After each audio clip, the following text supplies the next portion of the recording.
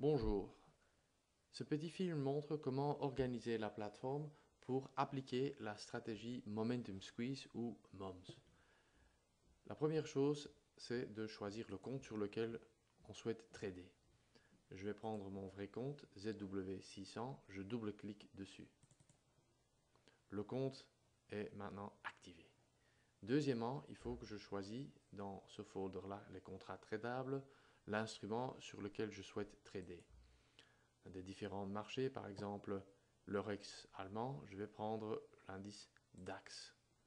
Je choisis le contrat, souris droite, modèle d'étude et je choisis donc MOMS.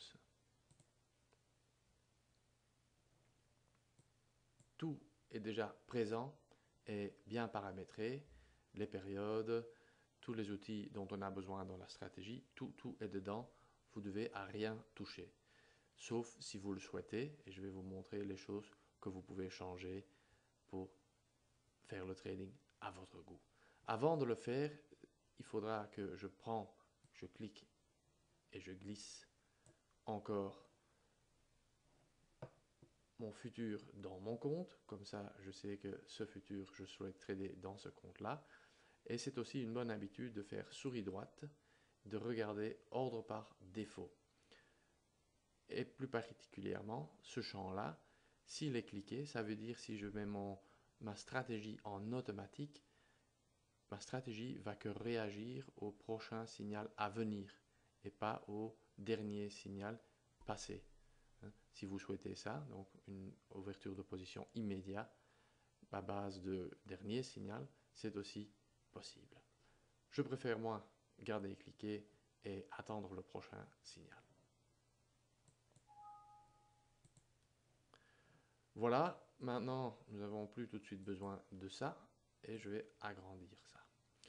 Nous voyons que tout de suite donc tout est présent. On voit ici le momentum squeeze, la stratégie avec ses signaux. Le marché va sur le côté, on a pas mal de signaux d'achat et de vente. Ça ne doit pas être des grands succès probablement. On voit aussi le chart, il est mis en 60 minutes. C'est une stratégie que vous pouvez faire en 30 minutes, 60 minutes, même 4 heures. Donc vous pouvez changer si vous souhaitez soit plus rapide, soit plus lent. Et vous pouvez aussi changer la façon des sorties. Les sorties sont basées sur l'ATR, le Average True Range. C'est la volatilité intrinsèque du sous-jacent. Pour le moment, nous voyons que pour nos stops, on prend un ATR. Et pour nos objectifs, si dans le cas d'un achat, un target long, c'est 2 ATR. Donc l'objectif est un peu plus loin que le stop, le double. Et ici, l'objectif, si nous avons ouvert une position short, est également 2 ATR.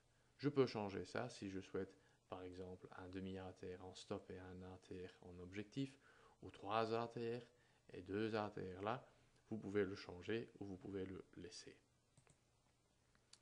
Maintenant, soit je laisse en désactivé, ça veut dire que je regarde seulement la stratégie et j'ouvre et ferme mes positions manuellement. Deuxième possibilité, c'est faire l'ouverture de la position qui se fait donc à base de cet histogramme-là. Je le fais manuellement, mais je laisse faire la plateforme les clôtures de position, donc l'objectif et le stop seront mis à base de cet ATR-là. Si je souhaite faire ça, je clique, je choisis Trade Guard et Auto Order, et maintenant, on voit le bouton a changé de couleur. Le prochain signal, il y aura ouverture de position, et le système mettra automatiquement mes ordres de clôture dedans. L'autre possibilité, c'est de faire la totalité en automatique. Dans ce cas-là, l'ouverture et les clôtures à base d'ATR se feront automatiques. Dans ce cas-là, je dois choisir ordre auto. Je vais juste désactiver car je vous souhaite montrer encore autre chose très important. C'est les outils très performants pour vite évaluer des stratégies.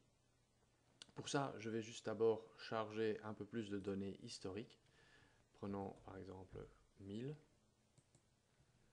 Et nous voyons que maintenant, la stratégie est appliquée seulement sur morceaux de data que l'on avait déjà ouverts, mais j'ai ajouté tout ça et nous souhaitons évaluer notre stratégie sur la totalité des données. Pour faire cela, je dois primo appuyer sur ce bouton-là et on voit tout de suite la stratégie appliquée sur toutes ces données. Et je vais maintenant demander au système de me montrer la performance de cette stratégie.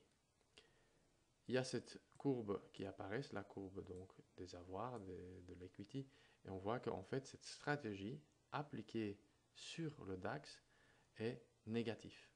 Nous avons sur cette période-là perdu de l'argent. Si on avait appliqué sur cette période-là, on serait gagnant. Mais donc sur la période que j'ai choisie là, elle est perdant. Prenons maintenant une fois notre indice dans notre compte, par exemple peut-être le CAC 40, donc Euronext Paris, le CAC, souris droite, et on prend la même stratégie, donc le MOMS. Je le glisse également dans mon compte, je ferme, et prenons les mêmes données historiques pour cette fois-ci le CAC. Même procédure, stratégie à appliquer sur la totalité des données. Donc nous cliquons ici et je demande de me donner la courbe du résultat. Maintenant nous voyons que en fait sur le CAC 40, cette stratégie elle est positive. On voit notre courbe, elle est positive et elle reste, même si on perd un peu d'élan ici, elle reste toujours positive. Donc il est important de comprendre qu'une stratégie n'est pas par définition profitable sur tous les sous-jacents. Il est donc bien d'utiliser cette technologie pour vite évaluer des stratégies sur le sous-jacent que vous souhaitez trader ou peut-être comparer quelques sous-jacents qui vous intéressent et de voir lequel donne meilleur résultat que l'autre.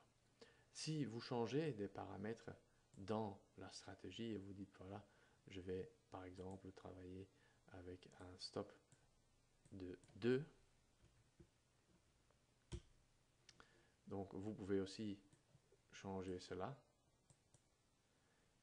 Et on voit qu'il y a eu un léger changement, pas beaucoup, dans notre résultat en appliquant un autre stop.